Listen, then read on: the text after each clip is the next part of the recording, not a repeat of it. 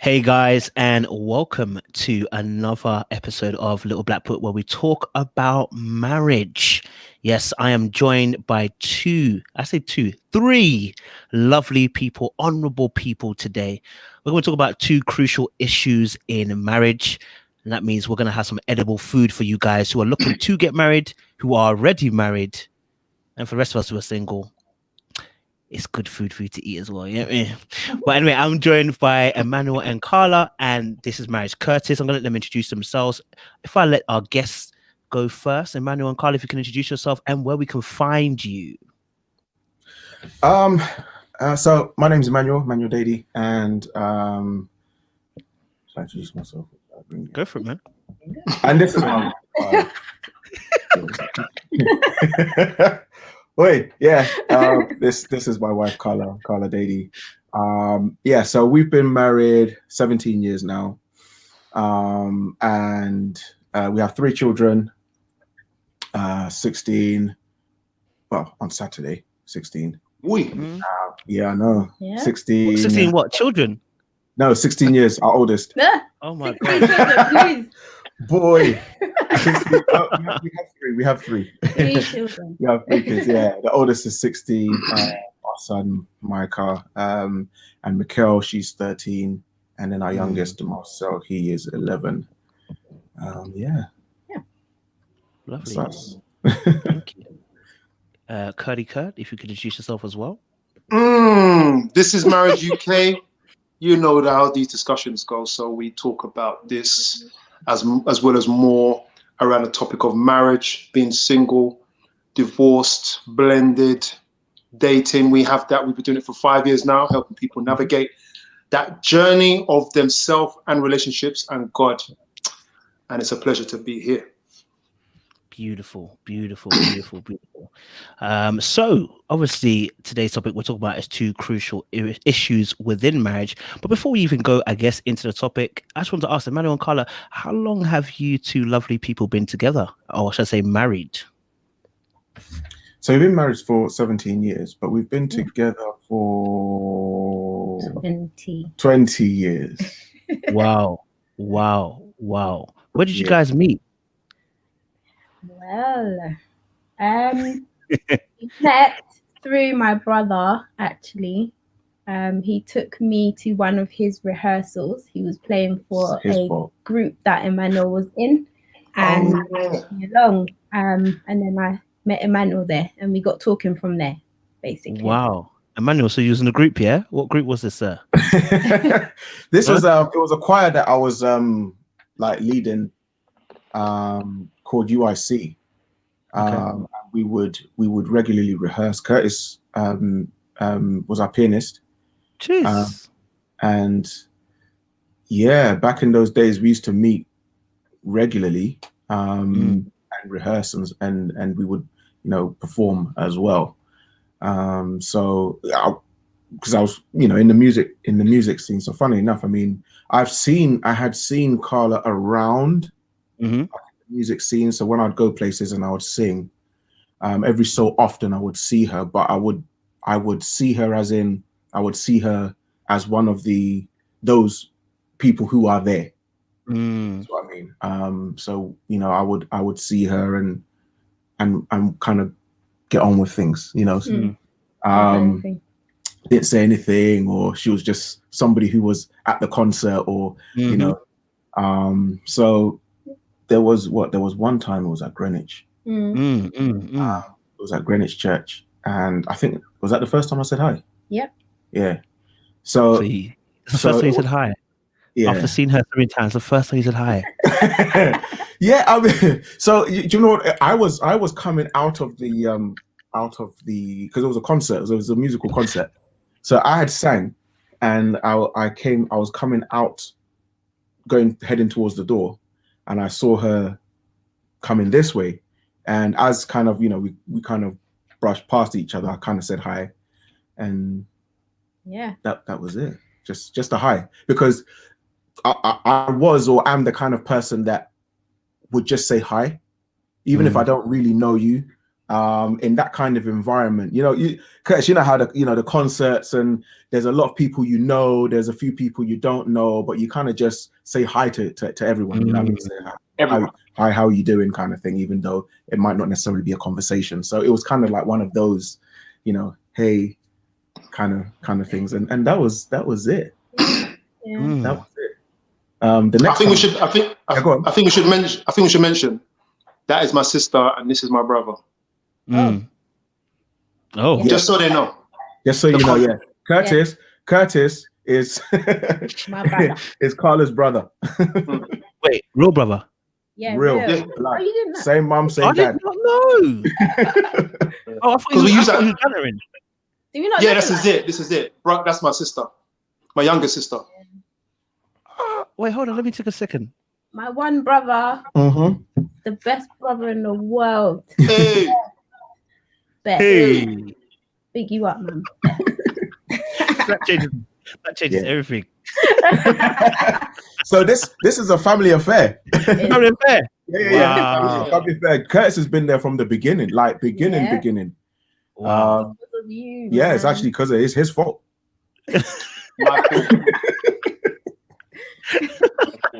I love that. So when did the revelation drop? When did the revelation just your eye? As a man, you have that Adam moment where it just opens your eyes like, wow. And his eyes are open. I see it now. Yeah, we need to tell the story. Yeah, we need to go back. Back. Tell the story. Listen, I got time today, boy. Yeah, for that we need to go back. I don't know if what your listeners and they're interested. Coming from a Christian background, okay, there's a lot in that for me personally in my coming up to how we met and how did I know and all of those kind of things. So if you don't mind, we don't. Gonna go in there a little bit. Okay, so I would say, so when Carla said at the beginning that we met at a choir rehearsal, one of our choir rehearsals. If we go back from there just over 2 years, I had gotten to a point in my life where I said, I've had enough of, I wouldn't say messing around because I never did, but I didn't want to see anyone again who wasn't going to be potential to be the one. That's it. That's my ride or die. Yeah. And I am not going to look at anybody again unless it's with those eyes, through that lens. Like I said, I wasn't somebody who messed around anyway. So, but I just got to that point. I said, nah, this I'm ready to find the one. Because I knew what I wanted from an early age. How old was you when you had that revelation? When did I meet you? You met me when you was 19. 19. So 2 years before that. 17. Wow. And what age did you both? This is it, guys. This is the one now. My God. 17. So I was young. At what age did you get married, both of you? I was 23, and you were 21. I was 21. I done missed the boat out here, cuz. Yeah. Wow. The thing is, I always kind of knew what I wanted from an early age. And so, like, from between the age of 16 and 17, I kind of had like a couple of relationships. And I was like, nah, man, I'm serious. I'm ready. Or shall I say, I was ready to be serious. Put it that way. But what I did say, I said that, right, what I'm going to do is I am going to keep myself to myself, and I'm going to pray. And I said, my next relationship's going to be my wife, the next person that I meet. And I actually, it's funny because I wrote down a list. I wrote down a shopping list, right? Come on now. I wrote a shopping list. I knew exactly what I was looking for, right? And I said to God, this right here is what I'm looking for. So remember, you asked me How did I know? Mm-hmm. Okay. It was in the same way that when somebody goes out to find something, they don't go out blind. They generally have an idea, or they should have an idea of exactly what it is they're going shopping for, or they're looking out for. So when they do see it, they'll be like, yeah, this is what I was looking for. You know, I want a black BMW, or I want a silver, or whatever the case may be. You know what I mean? I want blue jeans. You kind of need to have an idea of what it is you're looking for, or else how are you gonna know you found it? You know? So I had a list, and it was detailed. I'm not gonna lie. It was detailed. It wasn't just, oh, she needs to be God-fearing, and you know, she needs to be decent. Did it have jollof on the list? No, but it did have the potential to cook it. So I did have, you know, somebody who I'm gonna be real. I'm gonna be real. Potential. Yeah. Potential. Yeah. So I literally had a list, even to what I wanted her to look like, how tall she had to be. Wow. Like, it was, some will say OT, but for me, I obviously there were I would say you know, deal breakers, and that weren't as important. Yeah. But so from then on, I would pray. I prayed every single day, and I was like, Lord, you know what it is I'm looking for. Send her, let me know when she comes, blah blah blah blah. And I prayed and I prayed and I prayed, and I said, whenever it happens, it happens. I don't know how long it's going to take. So fast forward 2 years now, and we're at Brixton Church doing rehearsals. Curtis comes and he brings his sister. Now she's sitting at the back. So kind of, was it towards the end or midway? Yeah, towards the end, we kind of finished. I saw her at the back, and because like I said, I'm always the kind of person to say hi. I would say hi to people, and you know, so I saw her there. I was like, let me just go and say hi. How are you? So yeah, I just went and I said hi.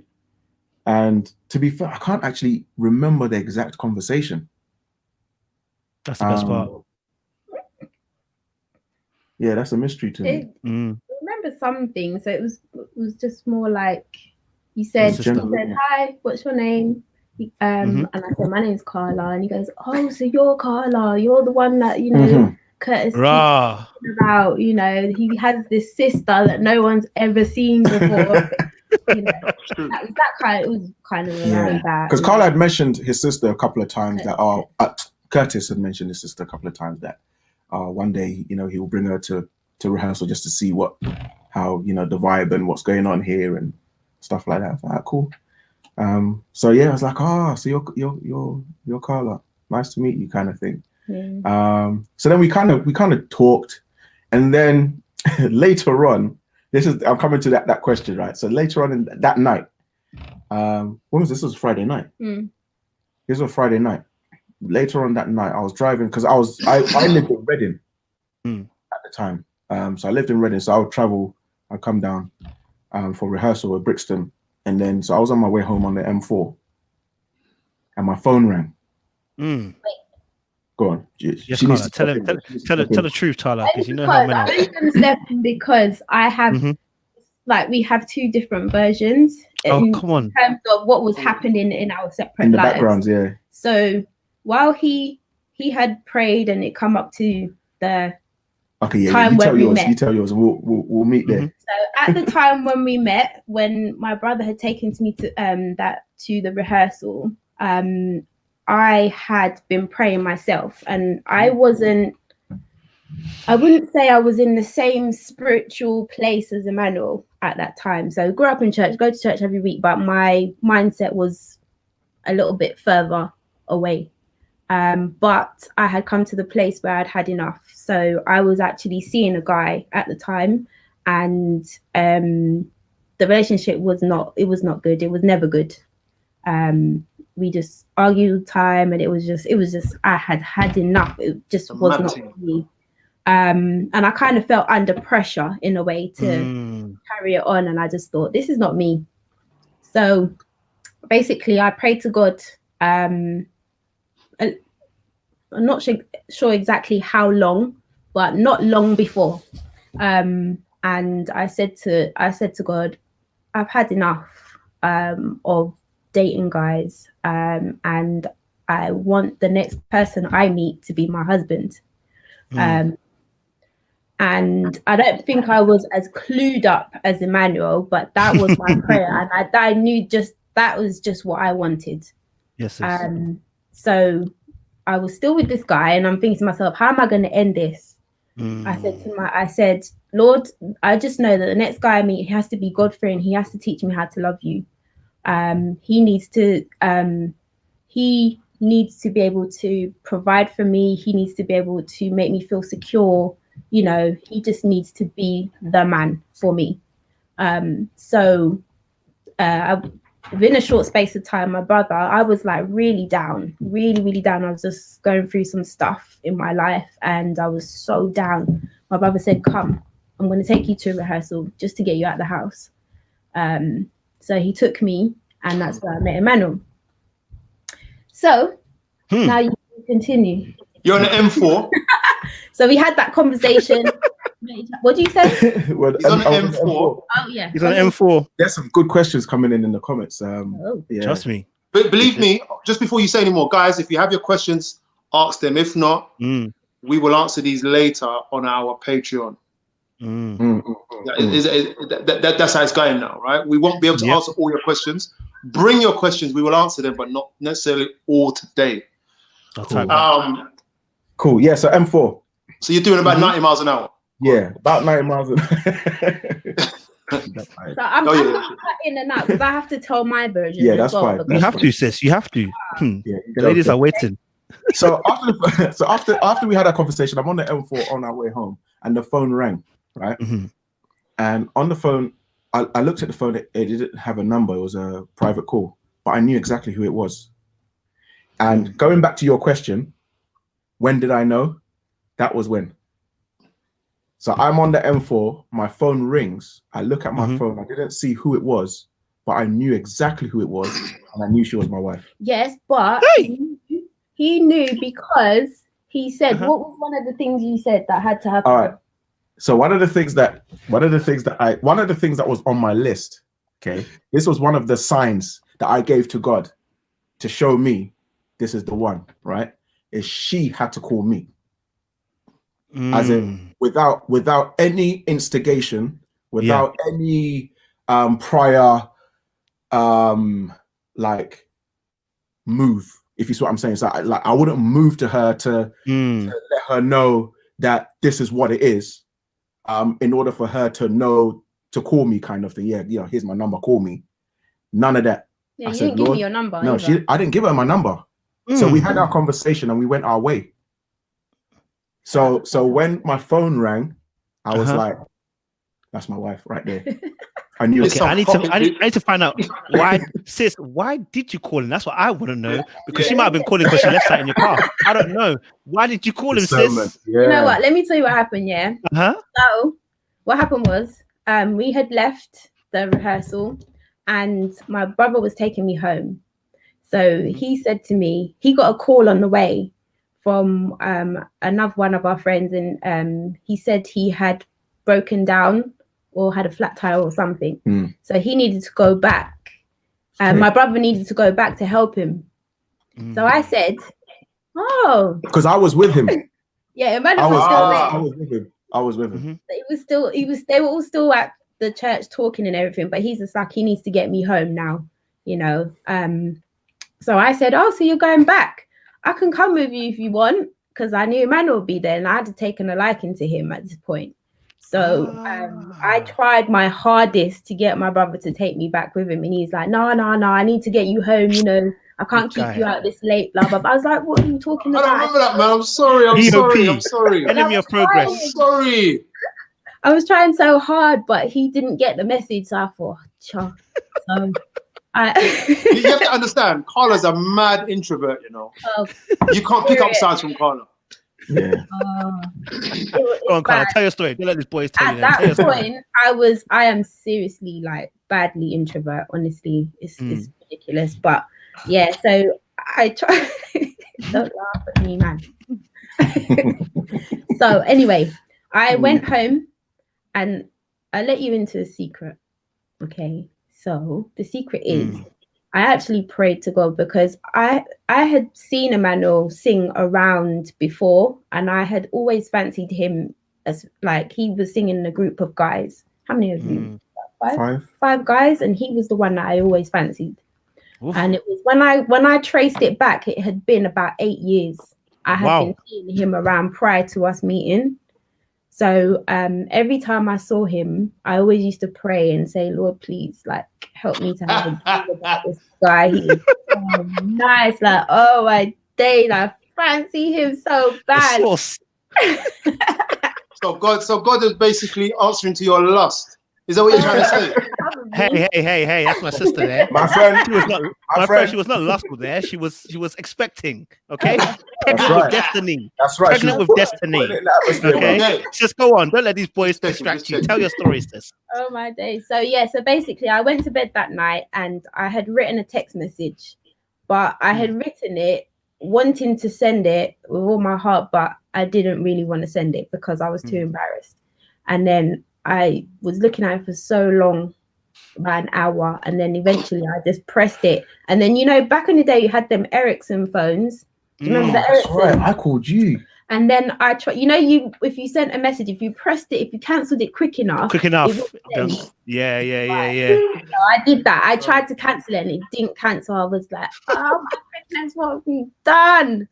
Oh my word. That's it. Yes, That's it. She sent me a text, right? That's it. I didn't call her. She didn't call me. I called her. But she sent me a text. He sent a text and it said, I hope you don't. I can remember that text. I didn't leave my name, so he didn't know. Yeah. All she said was, I hope you don't mind. Yeah. I got your number. I've got your number from my brother. Oh, okay, cool. That was the text. That was the text. Because I hope you don't mind. You can't trust these introverts, you know. Innit? One text, you know. You had to get it from you in some style. Do you know what I mean? Hey. Yeah, I asked you for the number in the car. I said, "Can I have Emmanuel's number?" And he just gave it to me. He didn't think anything of it. Nothing at all. Because he's like, yeah. So I'm driving. So I got the text message that says, "I hope you don't mind, but I got your number from my brother," and that was it.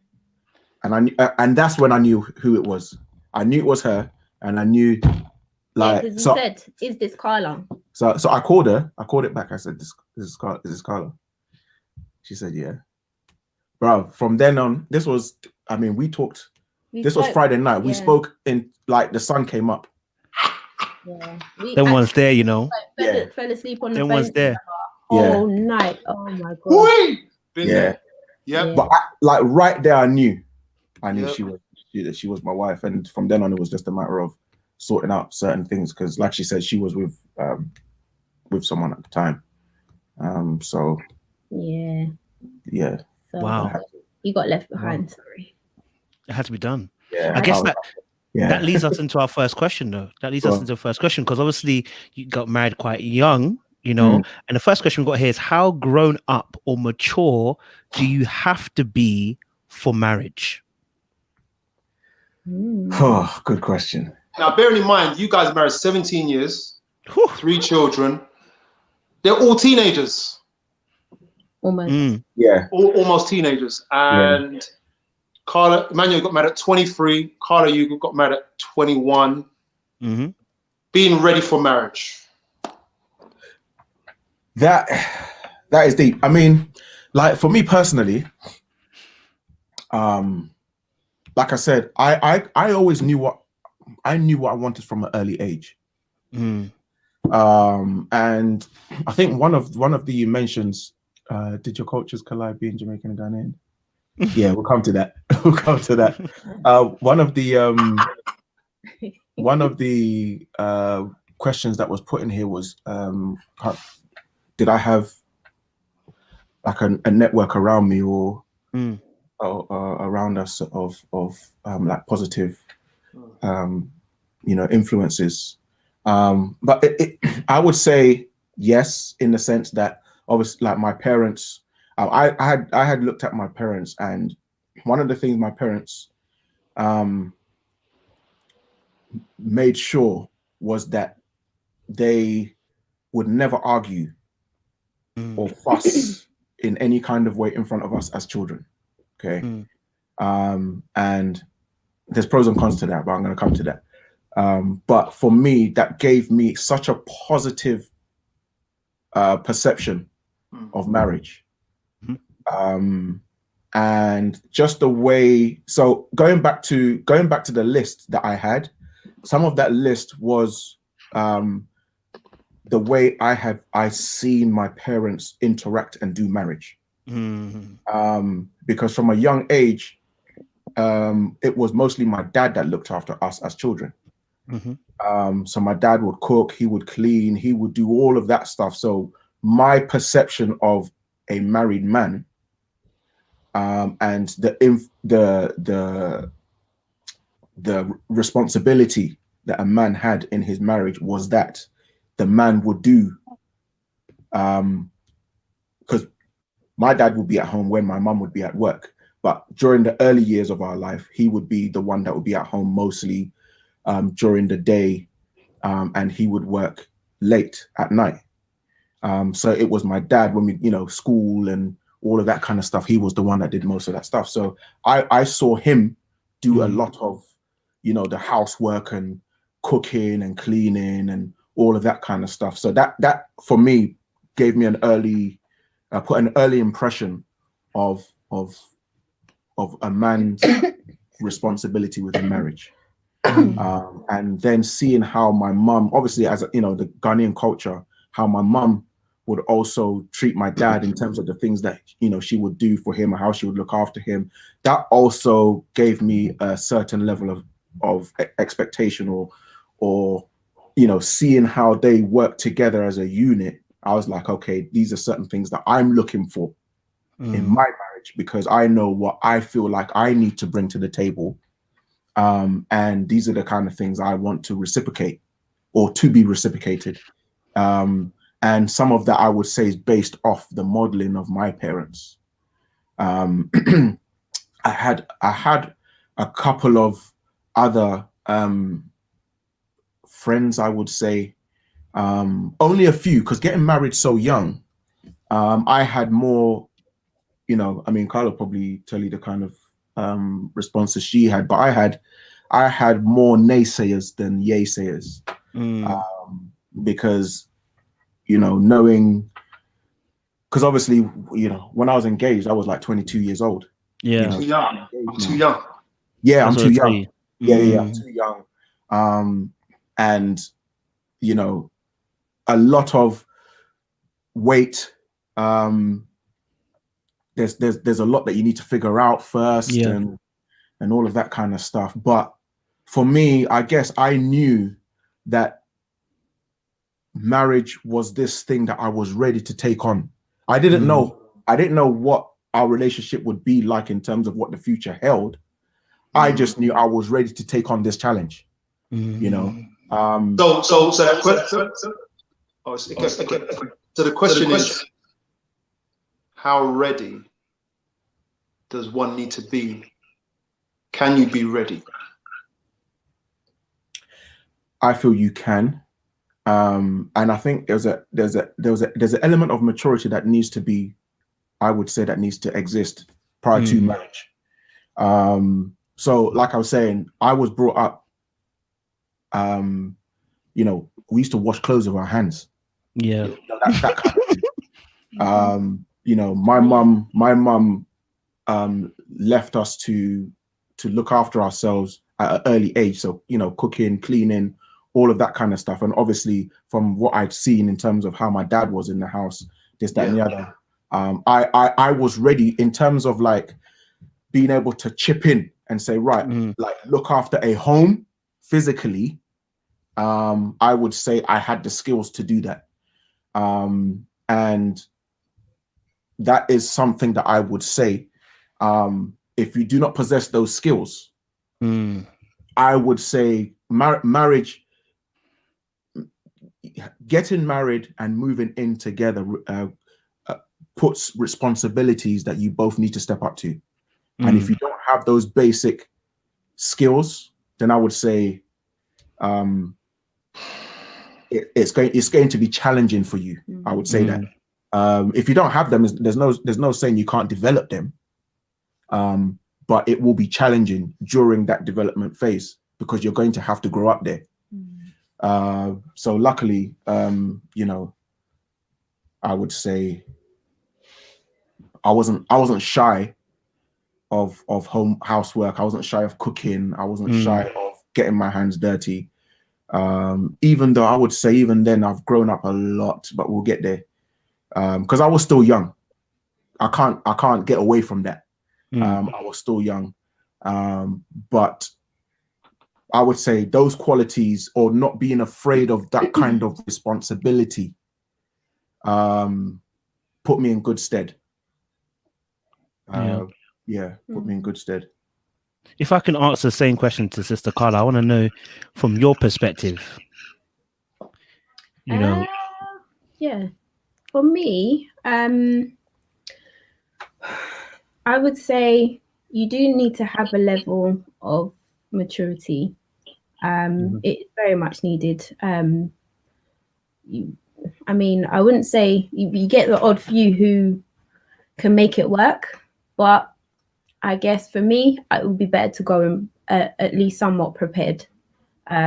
So for me, I believe for me, I was somewhat prepared.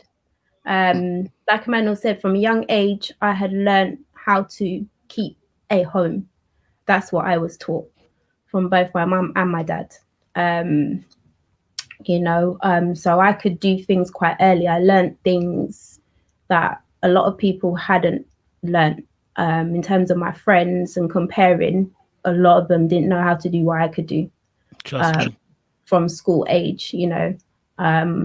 So when I met Emmanuel and we had decided to get married, I believe I was prepared in that regard. I knew how to keep a home.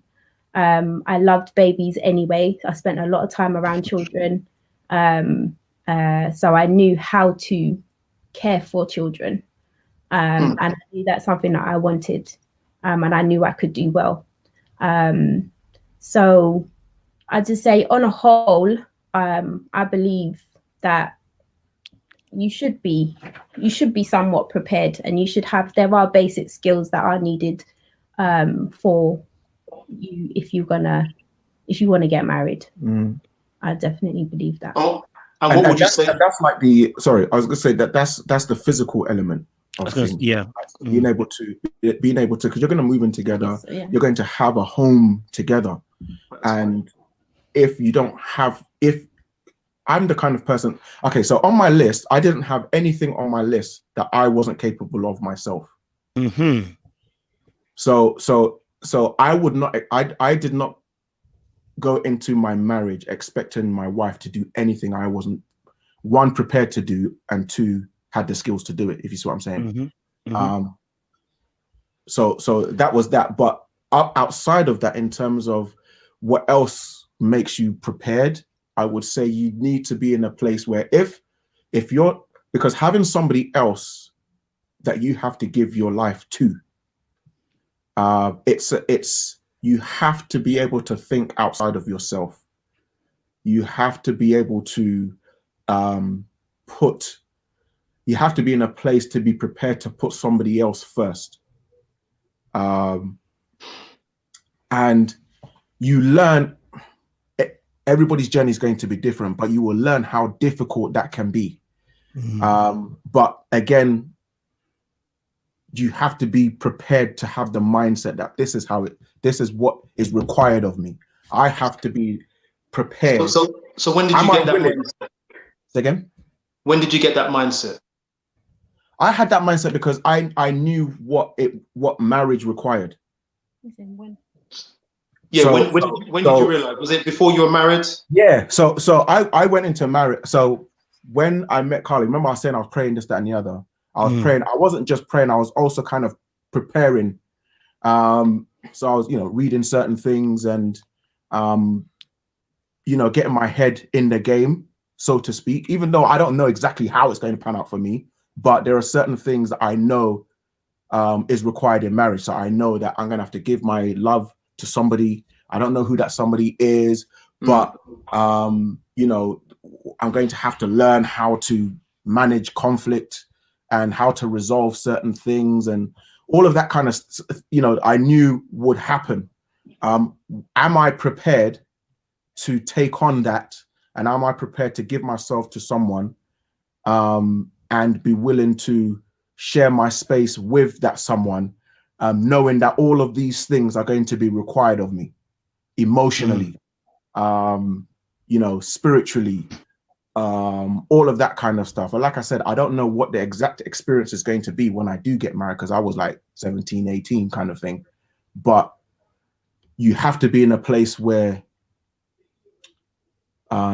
you are aware. Let me put it this way. I don't know if your listeners know of this parable when Jesus talks about counting the cost before you build the house. So if you're going to build a house, you have to get an estimate. Lest halfway through you realize you don't have enough to complete the building. So I had to look at, when it comes to marriage, there was various things that I knew was required in marriage. The emotional side of things, the responsibility of a man. Some of it may be cultural expectation. Yeah, I would say that. But it was in my mind. And all of those things, I think, am I ready for that? Am I ready for that challenge, shall I say? And the answer was yes, I am.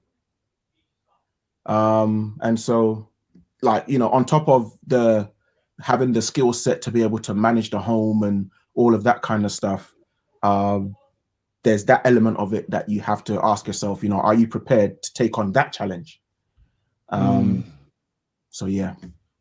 Well, question: how, when you're obviously in actual marriage, because I think one of the things that we'll probably talk about as well, when you're dealing with, let's say, conflict, you said, obviously, because you spoke about it quite early on, you said about, oh, you know, you never saw your parents kind of fight in front of you. So when you're in the marriage, how were you able to get to a place of maturity, or even if you're still mature, we're all still mature anyway, to a place where you deal with conflict in a positive manner? Anybody can answer. The way I see you are smiling, you know. Let me come in quickly before you come in. Oh, how do you know I'm coming in? Because I could feel it. Oh my days. I could feel it. Wow. Remember when I said at the beginning, earlier on, I said that my parents never argued in front of us, and I said that's a good and a bad thing. That is where I started to realize. So when I'm married now, I've never seen my parents argue. So in my mind, arguments don't happen in marriage. Ooh. Come on. Say that again. Now what then?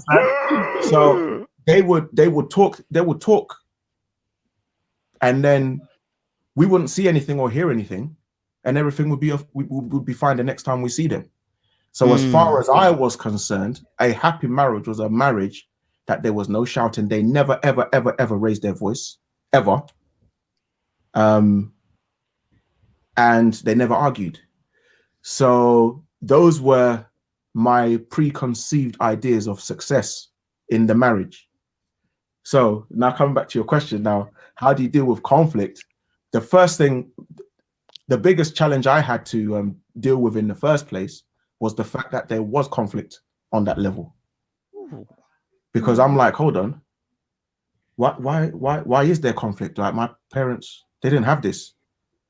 So that means, could there be something wrong with there's something wrong with you? You know? So that was the first hurdle in my mind that I have to deal with. Okay, is it okay for us to have this conflict? Or does it mean that our marriage is rocky? Like, you know? So I had to deal with that, and that was tough to deal with, to be fair. It was. To get to the point where marriage, like, conflict is normal, you know? It's, for me, I tell you, like how we both dealt with conflict in the beginning was like, okay, so we have never, in the time that we've been together, we have never had an argument, as in a shouting match. That's never happened. We've never like shouted at each other and be like, rah, What a blessing. rah, rah. That's never happened. No.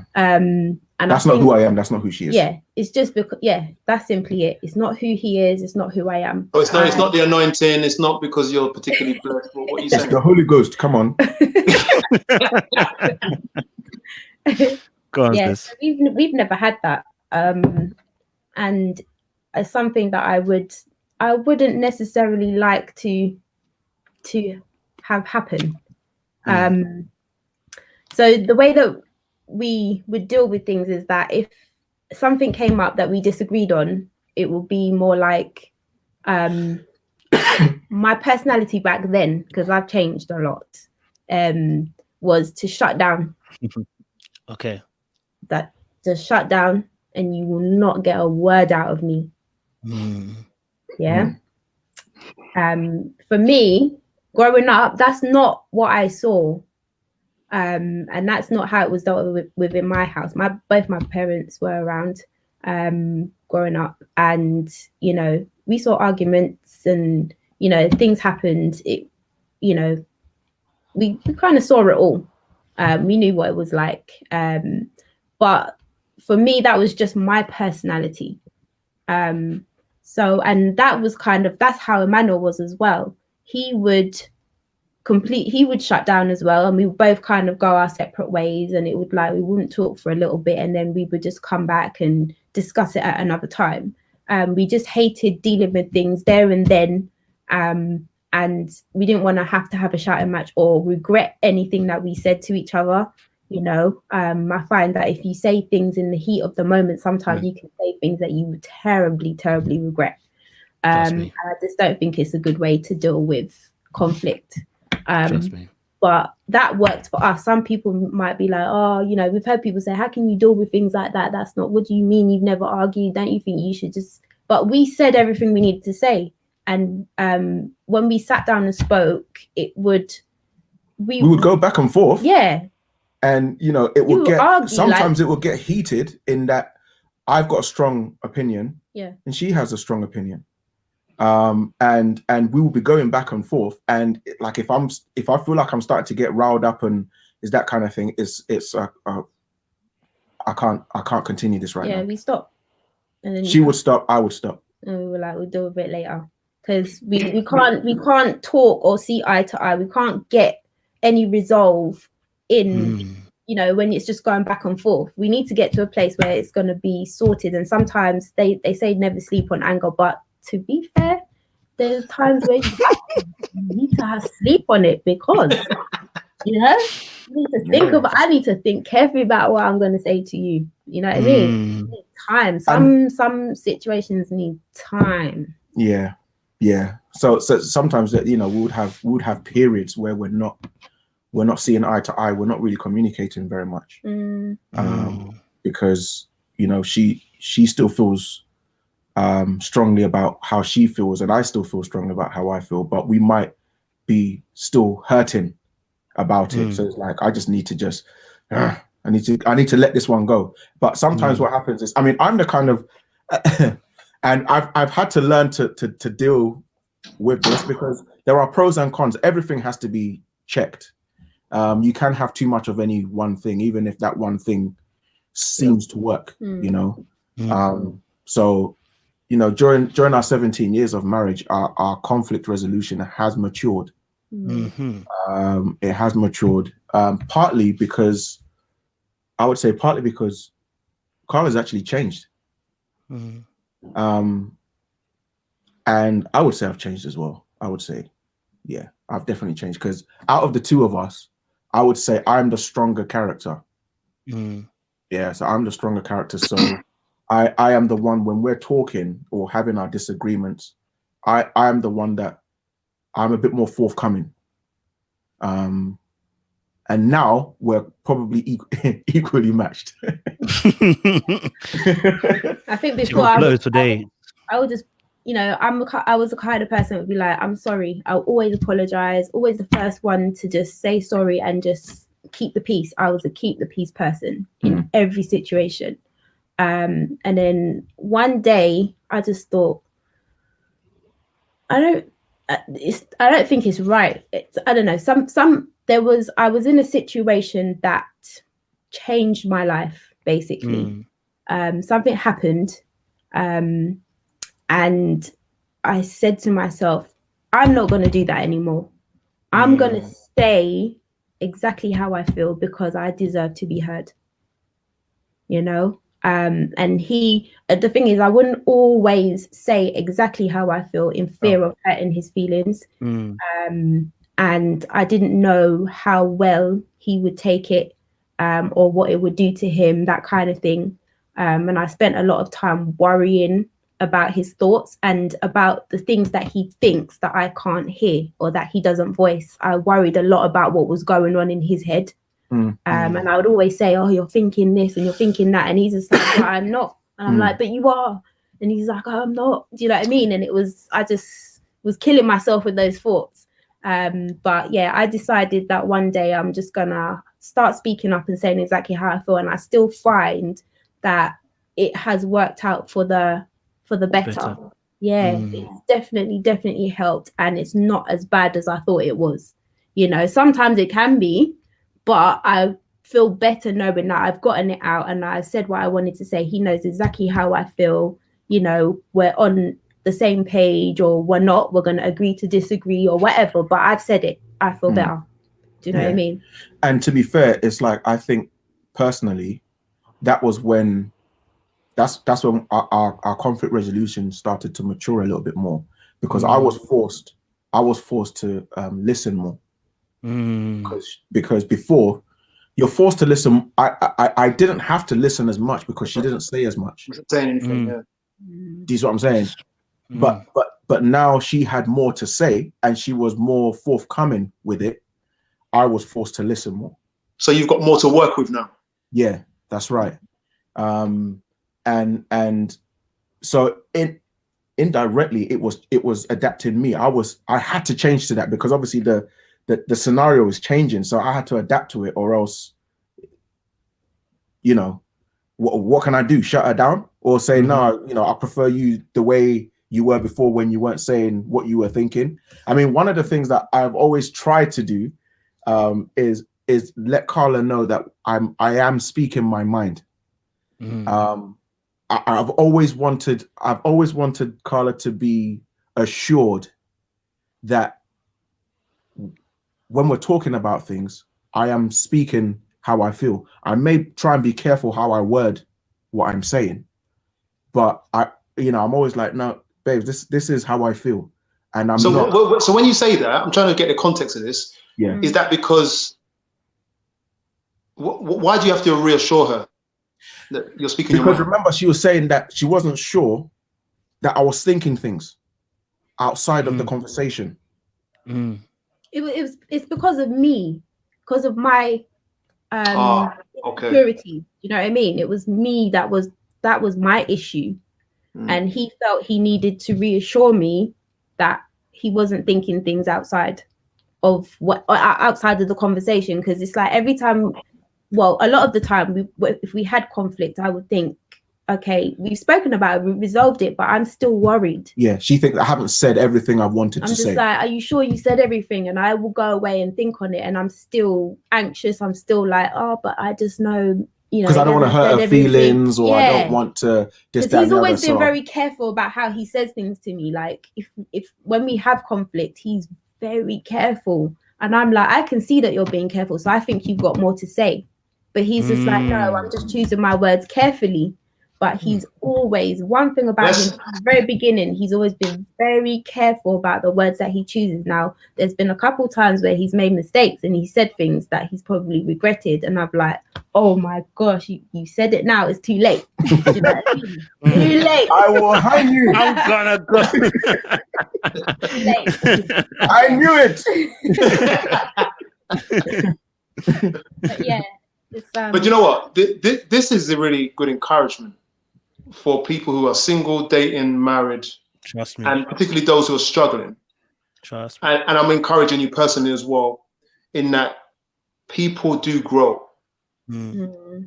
Sometimes you enter a relationship with a set of values. You think you're like, I'm ready to go. You get married and you get the shock of your life because we're actually not as compatible as we probably thought. But if you have 10% of any care or love in your heart, it will grow if you want it to. And it looks like you guys sound not only before marriage, but during marriage in your conflict management. There's a one word that rings for me, and that is intentional. Yeah.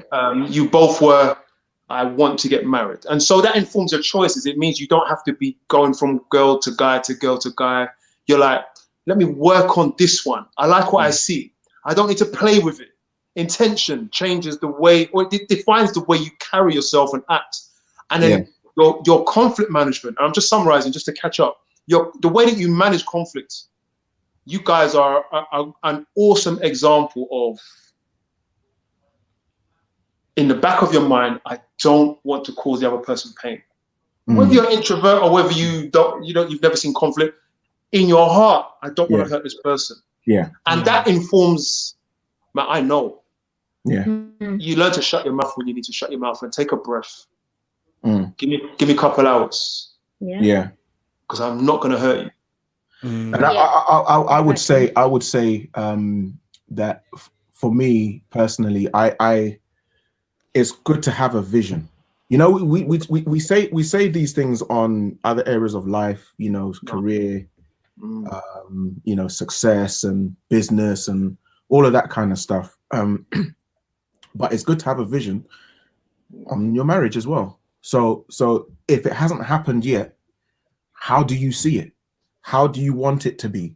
What kind of husband or wife do you want to be? How do you play around in your mind? In your ideal scenario, what do you see happening? How do you like, because I from you know, those years that you know we talked about, I was seeing myself as, I always wanted to be a young dad. And I had already seen what my relationship with my children was going to be like. I'd seen it. And I'd seen, this is exactly how I want to relate to my daughter. This is the kind of relationship I want to have with my son, and all of that kind of stuff. Yes, it might have been idealistic, but I knew what I wanted. And then for me, it's working backwards. So it's like, okay, now how can I get that? What do I need to do to get that? What do I need to do to have that kind of marriage? That marriage where, you know, we're joking and we're laughing and we're having fun and we're friends. You know, we're vibing, we're chilling.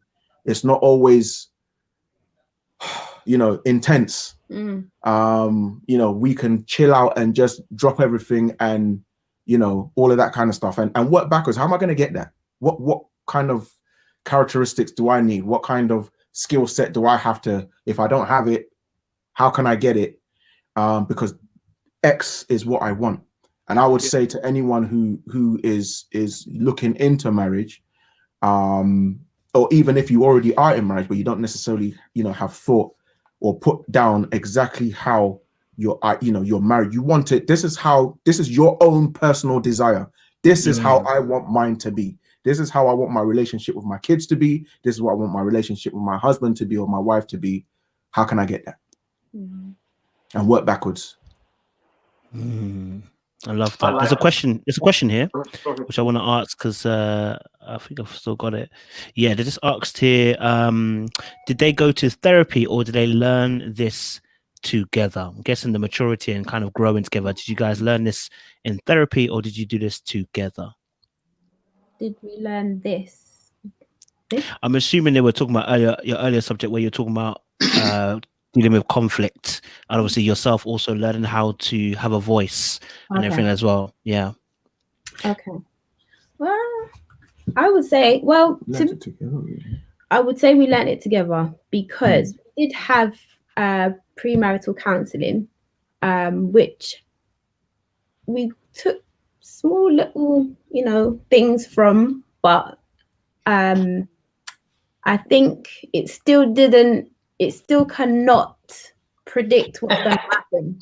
You know what I mean? You can never be ready enough for what's going to happen. You just can't be ready for it. And premarital counseling, having it at that point is too late.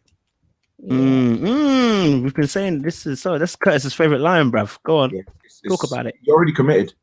Yeah, you're asking the question, because in that premarital session, it's usually, you know, after you've made your commitments, this, that, and the other, and they're causing you to ask these questions which should have been made.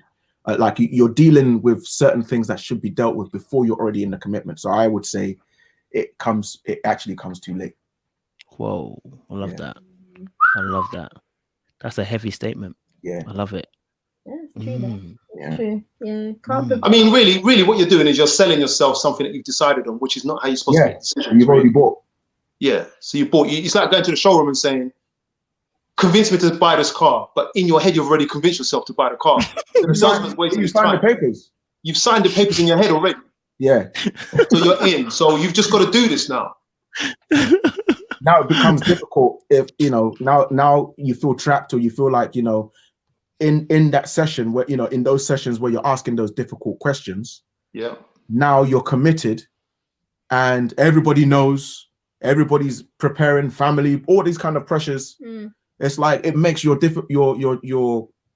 choices much more difficult if you have to feel like, you know what, actually I might not necessarily be ready for this. So they have to come. It has to come much earlier.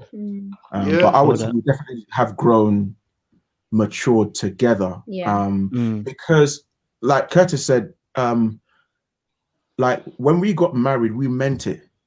And I know a lot of, you know, for the most part, everybody means it when they get married. But for me, it was really, this is it. I mean, she is everything from here on in. Like I am going to die with her. You know, it's us. And that was really, and it's always been my mindset. My mindset is always, well, if it's not you, it's nobody else. So we have to make this work. You know, so okay, you know, we don't see eye to eye today. That's cool. We'll go to sleep. That's cool. But it's me and you tomorrow. We're still here. I ain't going nowhere. I've told her I ain't going nowhere. Do you know what I mean? I told her if anything happens, she's the one that leaves, not me. Nobody ain't gonna want you.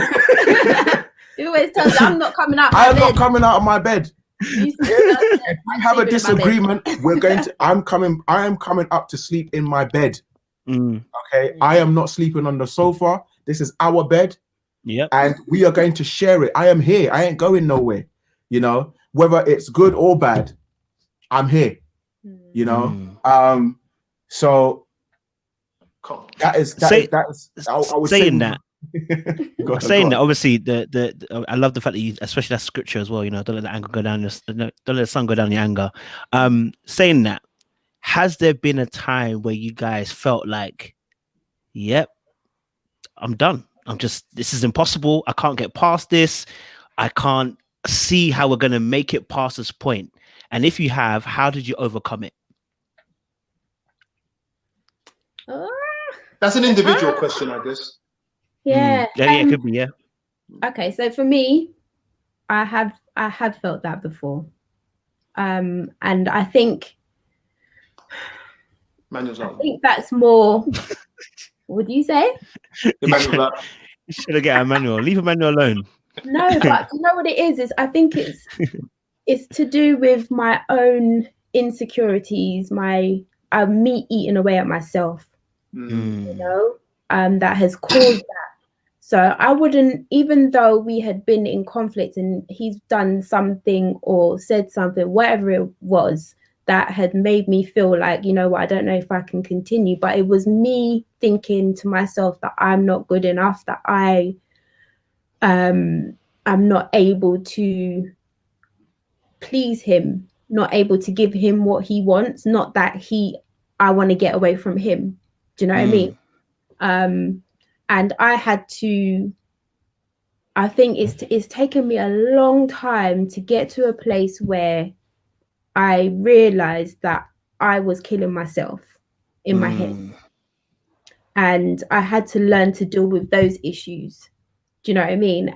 So I went through a time of cleansing, reflection. I had to learn about myself, my personality, all of those things, because marriage changes you. The experiences you go through really do change you. And it's like you are still you, but you become different. For me, the experiences that I have been through have caused me to grow immensely. And like Emmanuel said, in recent years, I've just become a different person. I'm still me, but I've grown so much, and I've learned so much about myself. I'm able to deal with things differently. I feel a lot happier within myself. I feel a lot more confident. And when I talk to Emmanuel, I feel better dealing with issues now, because I feel like I have a voice. And it's not that he was the problem, it was me. That's the experience that I have gone through, Wow. So when it came to that, we dealt with that together. We went through a crazy time, a long period of us just talking about ourselves, about me talking about myself and my issues, and going through all of that. Sometimes you have to start from the very beginning. Sometimes you got to dig up some hefty roots. You know what I mean? You really have to go back and you think, where are these issues actually coming from? And I really had to dig deep, and I managed to find where this particular issue was coming from. And we just took our time. I think you have to be patient with each other, and you have to be in the mindset that you're ready. You're in. I call it house cleaning. You have to go through. Even though you have it over the years, you have the way that you have your MOT for your car, your servicing. You need to service your marriage. And we had to do that, but it's like it wasn't the normal one. This one is just like this one's deep cleaning. Do you know what I mean? So we just went through a time where we had to go through that, and it took a long process, but he had the patience, he had the understanding, he had all of that, and I had to also have that as well. Different situations require both of us to have that at different times. So us having those qualities really did help,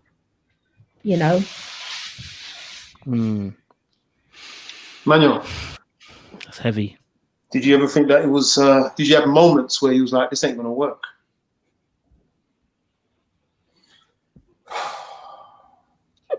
I don't want to bring up any demons, man. I mean, maybe just bury these demons. I'm trying to think how to answer it, because it's not a simple yes or no.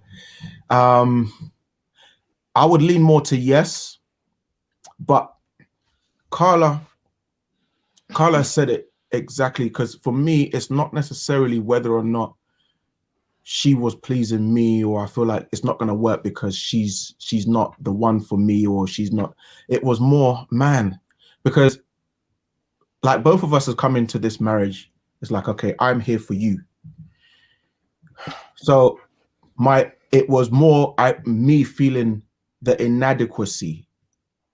So when we're having, because there's certain things that, we will deal with, and it will come back, and we'll deal with it again, and it will come back, and we'll deal with it again. And then, because one of the things we do is we actually have, like Carla says, like MOTs and stuff like that. We actually ask the question, how am I as a wife? How am I as a husband? How am I doing? Like, we actually ask those questions. And sometimes we start really positive and it ends great. And other times it gets deep and I wasn't ready for it. Do you know what I mean? I asked the question, but I wasn't expecting that. How did we get there? And then a couple of hours later, we're both down, because I wasn't expecting, maybe an issue that I felt like I was addressing, but to her, was still an issue. So it's like, oh man, is that, do I still, and we would have to, sometimes we won't be able to deal with it in that conversation, because we might get to the point where it's like, okay, I wasn't ready for this. So we're gonna have to deal with it later, because I just can't talk right now. Or sometimes we do, like more recently, Carla more so, I would say, because I'm still the person that would be like, you know what, later. Carla would be like, no, we're gonna let's talk about it now. I'm like, okay, do you know what I mean?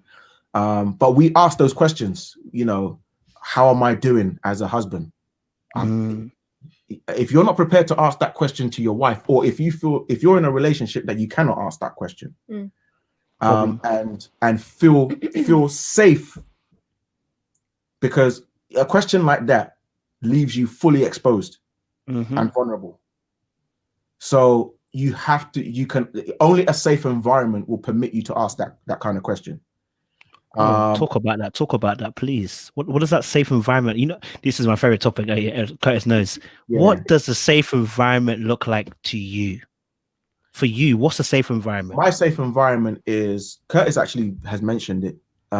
He said earlier on that I know 100% for a fact that she never ever means to hurt me. I know that. So whether it has happened or not, I know she never means to. Yes. So, and I've seen because it's something that needs to be earned. It's a trust thing that has to be earned. So wherever we are now has been developed. It's been earned. It's grown. I wouldn't have felt that, the safety that I feel now is something that has grown from day one until now. So I'm not going to say to people, oh, you're going to come in and you're going to feel this safe space, whatever that safe space is, has to be developed and grown. The trust that we have for each other had to be earned. So I know, because the way Carla has dealt with me and the way Carla has explained and expressed, and like you said earlier on, the intentionality of how she's dealt with me has shown me that she never ever means to hurt me. So that's where my safety lies. I know her thoughts towards me, or her heart towards me. So I'm like, okay, I know I can ask you, how am I as a husband? Because I know your heart towards me. So you will hurt me at times. I'm accepting in advance. You will hurt me, but I know you don't mean it. Yeah, you don't ever set out to like, I'm going to get you.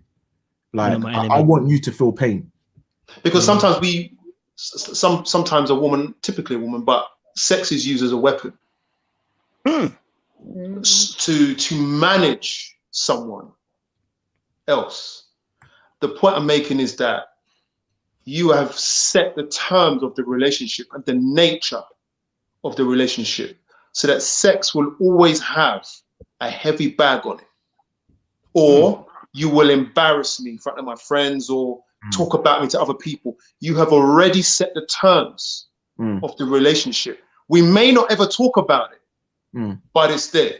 Yeah. And so when we're talking about safety, are you, I don't want to preach, are you making this house, this relationship, a place where I can tell you anything? Yeah. And the thing is, and even if I make some crazy mistake, no, I'm saying mistakes here. If I make mistakes, can I trust you to help me turn it around? Go ahead. Yeah, I mean, we've gotten to a point where if she does something that upsets me, I know it's a mistake, like you're saying. And if I do something to hurt her, she knows it's a mistake. Well, you know it's a mistake. Well, this is it. Check up now. Let's go, MOT. That's what you getting at the law. But it's so important because it's so important, and it's little things that you do that develops that. So like you're saying, like if we're out and something happens and we're out and about, it's like I don't want to embarrass her or to say something to find a situation that could possibly put her out in public. Do you see what I'm saying? I'm not saying it's never happened, because the way I am, I was going to say, as an individual. because Go on, sis. Just to show you how things have changed. When we first met, Emmanuel's the kind of person where he joked around a lot. Yeah. And he obviously, being Ghanaian, is just... Yeah. And that's got nothing to do I'm with gonna actually, the banter's different with Ghanaians. Yeah, we banter different still. We banter different. Yeah, we banter Oh, different. you guys, man. Honestly, it was something that, because I was such a quiet, shy person, very much to myself, and then he would say stuff and joke around, and it would be very much out in the open, and I get embarrassed easy. Oh my gosh, it took me a long time to learn his habits. Oh man. And he would, like, it's like one time he said something and I got so embarrassed. I tell you, I was this close to tears. It was just, but to him it was a joke. And that's the character that I learned throughout. But over time he saw how it affected me, and that I knew it was a joke, but it still hurt me because I felt I couldn't get over the embarrassment part. I get you. You know?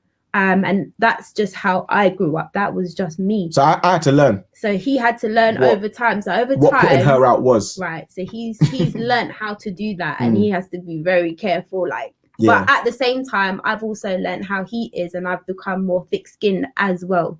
You know, so we've both adapted to each other's ways. You know. Yeah.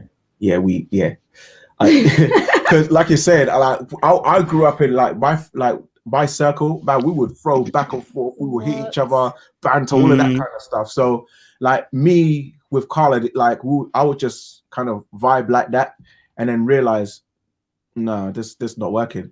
You know, I've actually we would have that conversation, and it was difficult for me to handle, because I'm like, yeah, but we were just playing, we were ramping. It was a joke, man. Just chill out. Like nobody felt like that. You know what I mean? Like nobody felt like you were, put out or anything like that. This is within.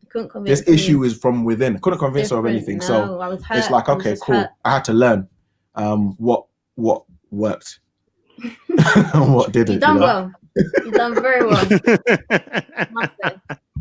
Oh, God. I love that.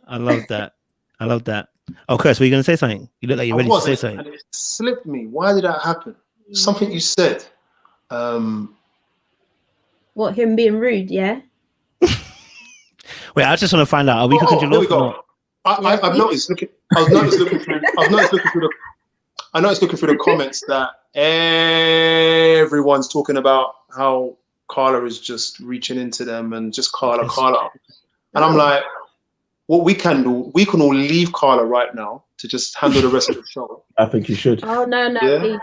The introvert come out now, but they appreciate where you're coming from. And guys, if you have questions, put them in. We'll answer them in the Patreon. Throw your questions out there. We appreciate that. I don't know, because I'm always about the clock and that, and I'm just trying not to overburden anyone, but let you know that we've got about 3 more. Finish the sentence. Okay.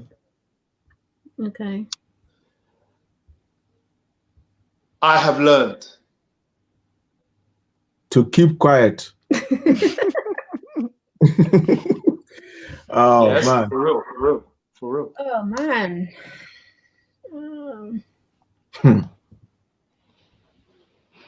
we only say one thing? Years. Yeah, one thing. Yeah. Just one thing. If you want, yeah. Okay. After 17 years, you better have one thing. That's the problem, to narrow it down to one thing. All right. Okay. No. Okay. So, go on. Yes, more than one. Yeah. Go on. Yeah. I have learned to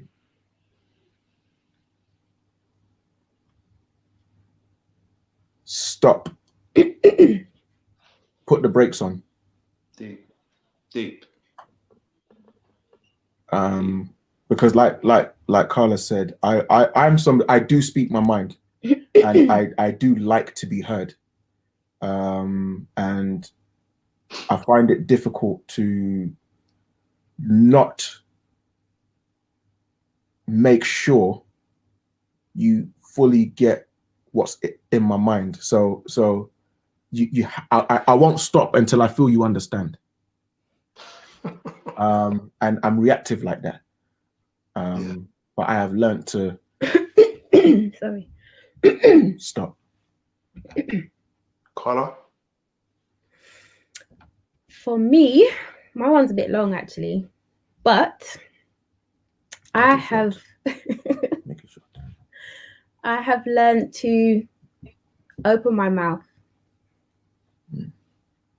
Open my mouth, and as well as open my mouth, the response that I get, I take it for what it is and not think past that.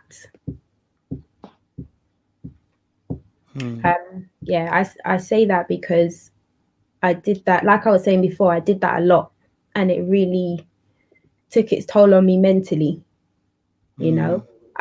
So I had to learn to control my thoughts, and now that I have learned to do that, sometimes I do still battle with it because that's just the way I've been all my life. But now that I have better control over it, I am a lot happier within myself, and I find that we don't have those issues. Sometimes you've had issues. I would say we've had issues that have been from the very beginning until now. Same issues keep coming up. But I found that has helped, you know, calm my mind and know that what he says is, and it's nothing more. Okay. I will never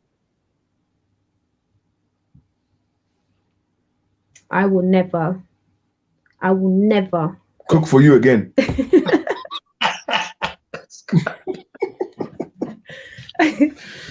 I will never disrespect my husband.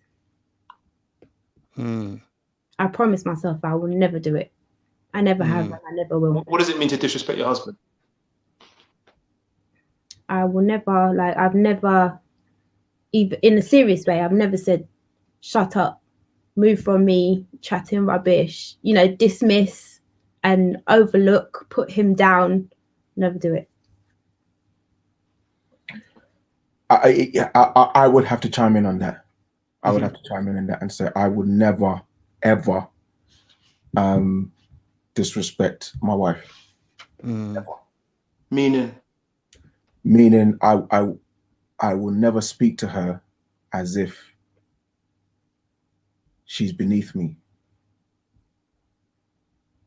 I will only ever permit myself to speak to her as an equal. And that's partly because I know when I hear certain language, I know how it ticks me off. When I say big time, so like when I hear any kind of disrespect, I can't handle it. I really can't. Yeah. I can't handle disrespect. And it's difficult for me to watch it happen elsewhere. And I'm like, I will never do that, because if that ever happened to me, I'm not taking it. So yeah, I will chime in on that one. I am everything to her.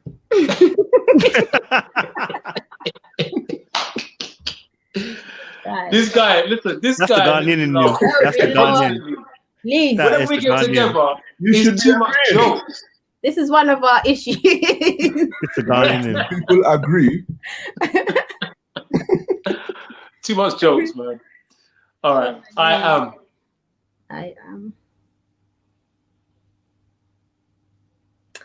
am complete with Emmanuel in my life.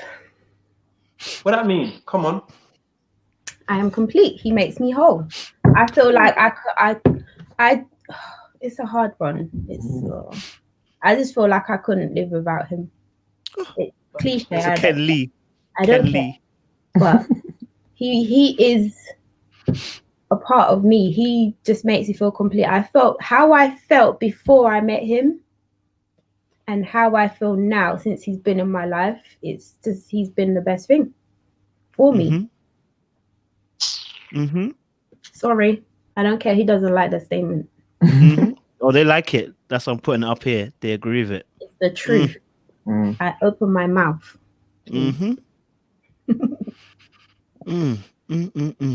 Oh man. There is a question I need to ask. Someone asked a question. It was to Carla. Again, Carla, you're the star of the show today, so we need to bring you in. You get me? No, I'm really pleased. You've watered. You've watered, sir. You've watered. Do you not see the work you've done? I'm so pleased. Because she's always the most nervous, you know. So I'm really happy. Thank you, guys.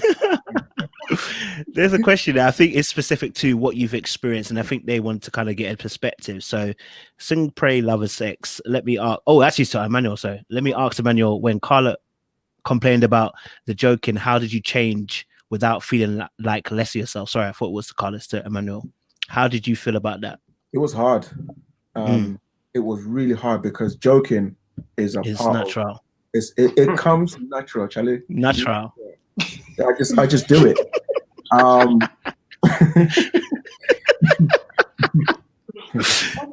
It's in the blood. It's in the blood. In the blood. Hey, let's have jokes, man. Born with it. Born with it. Go on, and it's really what it was is that I had to learn not necessarily to stop joking, but possibly timing. I'm in season. Yes, sir. Go on. I had to adapt. I had to adapt to know what would work and when it wouldn't work. And I think one of the biggest challenges was my impulsive joking. And I've learned to. So one of the things that I was saying as well in terms of I learned to stop. That was one of them. So where I would naturally respond before, and I would impulsively go into a joke or something like that. I have learned to read Carla, and check those impulses. But it was really hard, and we went through. You know, it was difficult. It was difficult because I wouldn't necessarily always know until after I had messed up. So that was challenging, but I had to learn. As she talked to me about it, I would learn the scenarios and look back at, okay, this is what happened and this is how I joked and this was that particular scenario. And so it was like, okay, I learned that in that particular scenario. That's not a good look kind of thing. So it wasn't a quick fix. I'll put it that way. It wasn't a quick fix. I just wanted to add to that as well, to sing, pray, love, that question. Not everything about me is conducive for my relationship. So the truth is some things about me might have to go, may not go straight away, but as much as I love certain things about me, if I love that part of me, which is my sense of humor, I would have to tweak it to make my relationship work. I'm not going to throw everything out. Some things she's going to have to work with, and that all this what we're talking about here just takes time, and you both work out your values together. Emmanuel made a choice. I've made choices. We've all made choices, and we have to just choose wisely, because sometimes we can try to become something else for that other person without them actually making any compromises themselves. So we will have to be careful about how we change, how we manage that. But ultimately, I recognize not everything here is good. It's good for me, but it's not good for us. Yeah. And that's a hard pill to swallow. It's a hard one because initially I was thinking, man, you need to lighten up, man. That's how I'm feeling. I was like, you need to lighten up. Like it's not a big deal. But maybe she did. Maybe she did need to lighten up. Maybe she did, and she has. But at the same time, it was hurting my marriage. Yeah. So like you're saying, what do? I've got to make a choice. If I carry on, I'm intentionally destroying my marriage. What choice do I make? Did you make that choice based on the fact that you trusted her, that when she's saying this, it's not a manipulative tactic? Because I think this is where it may become difficult. Yeah. Where someone is trying to manipulate and minimize you rather Yeah. than she's saying her genuine feelings. Yeah. 100%. I can't stress that enough. That foundation that I was saying earlier on, where I feel safe with her, that I know 100% nobody could ever tell me that she will do anything intentionally to hurt. If she ever does that, it will destroy me, because it will break something it will do something that I thought would never happen. Put it that way. So if she does come to me and say, you know what, I didn't like that when you said that, and you know, that joke, it was funny, blah blah blah, but I was embarrassed. I know she's not trying to manipulate me. I know she's not trying to belittle me and all that kind of. It's genuine. You know, even if I feel like, oh man, come on, man, you know, lighten up kind of thing, I still know she's not being, you know, away. I did feel bad. I did, because I wanted to be able to handle the jokes as well. I wanted to be able to handle it, but some of them were just like, this is too much for me. I'm not on your level. I'm not on your level, boy. Okay, I was like, nah, it still hurts. I'm sorry, I have to let you know. At least you're real. Yeah, man. At least you're real. This has been an amazing example of what compromise looks like. It's been an amazing example of the power of intentionality. This has been a wonderful example of, let me flash through, creating a safe space for things to grow. And I think love, that word love is a broad word, but I think you've encompassed it in, I will never hurt this person with any intention. I would rather walk out the house and lose my temper. Stuff like that. Love is broad, and you guys have really kind of brought home what that looks like in your own way. Because at first, when you said we've never really had an argument like that, I'm just like, explain that. Not a bad stuff anyway. Tell me how it goes. But not a shouting match. This is it. And that's not to say that arguments are bad or that you've never had an argument. It just means that you are particular about how you argue, which is just another. And the underlying, it means a lot. The underlying thing is like what she said. I like that whole disrespect thing. So the way we argue is very careful not to disrespect. I feel like if you're shouting at me, you're disrespecting me. That's how I feel. Don't raise your voice at me, please. Yeah. Do you know what I mean? It's just, I think it's just something we've learned, and it's almost like you learn it without saying it, or it's become a rule without, you know, you actually making one. It's just happened, and that's just the way it is for us. It just always has been a silent rule kind of thing. It's something for many of us to aspire to.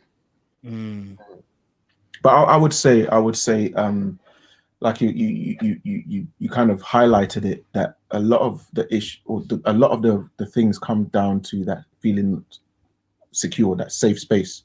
I would say, you know, to anyone who's in a relationship or wanting to go into a relationship, that is probably your number one priority. Wow. To make her or him feel safe in that environment, because everything will stem from there. You'll be able to have those difficult conversations. You'll be able to hear hard things, hard truths from your partner, and still feel and receive it in a way that will elevate you as opposed to destroy you, because the foundational work of that safe space has been earned. It's not something that you have to earn it. So as a dude, you have to earn that 100%. You can't there's no shortcut.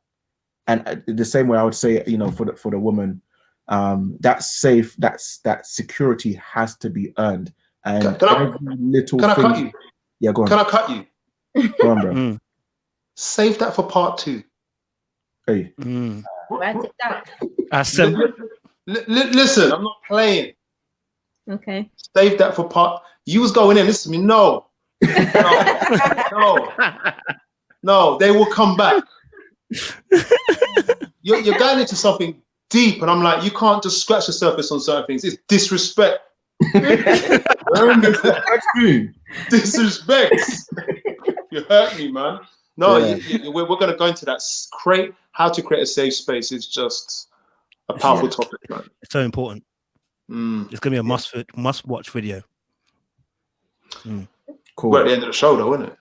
We have. Oh man. I know.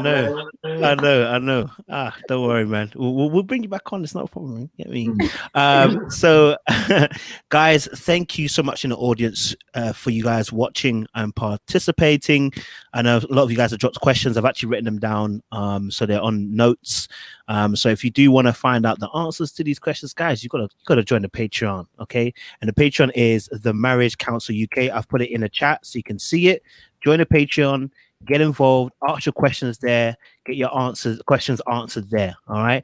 I also want to thank our distinguished guests, Emmanuel and Carla. Thank you so much for bringing that blended flavor. You know what I mean? The Caribbean, Afro-Caribbean. You know when they say that?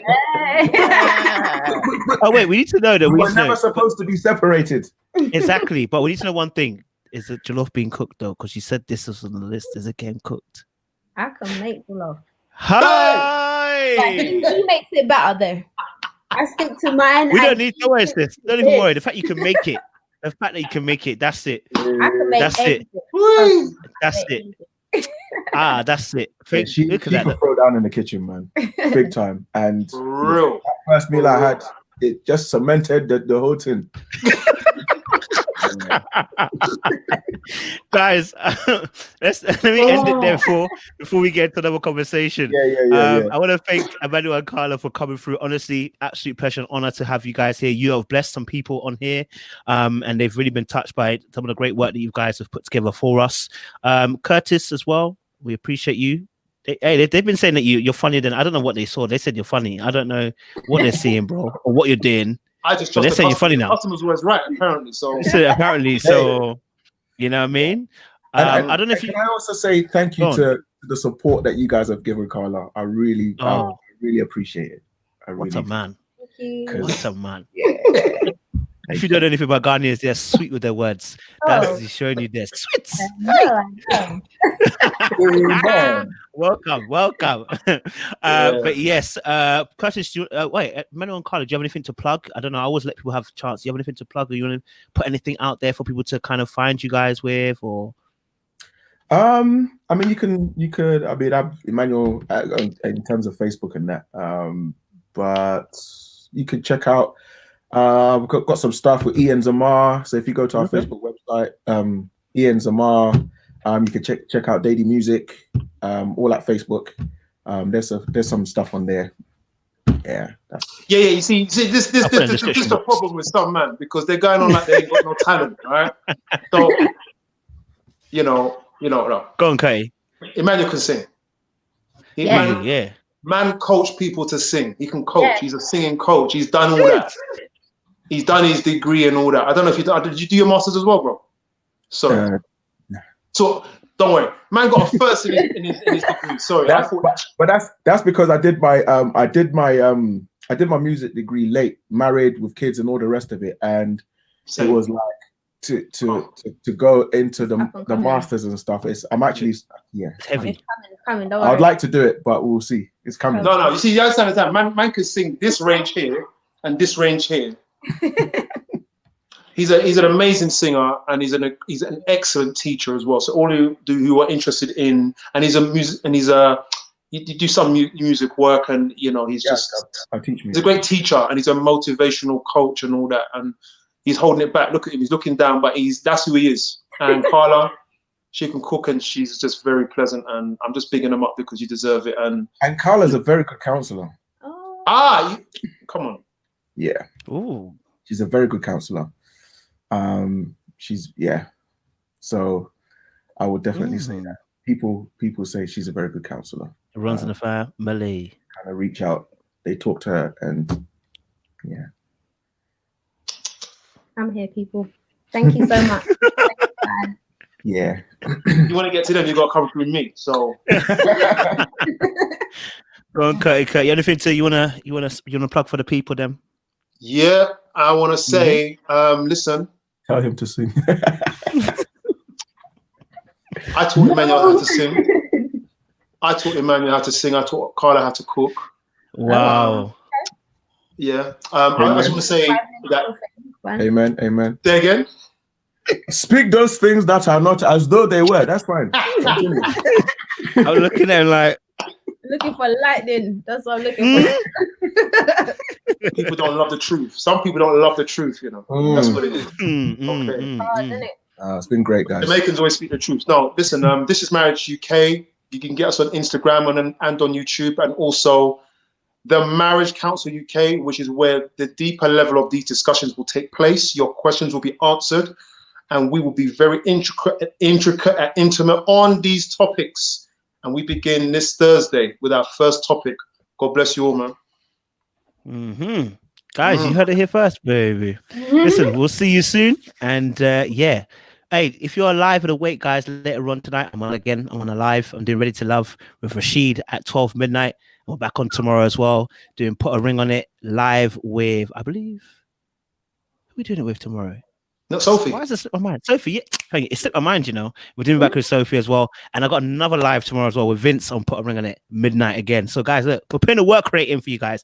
Don't forget as well to jump on the Patreon, the Marriage Counsel UK. Guys, been blessed. Have a great night, and we will see you soon.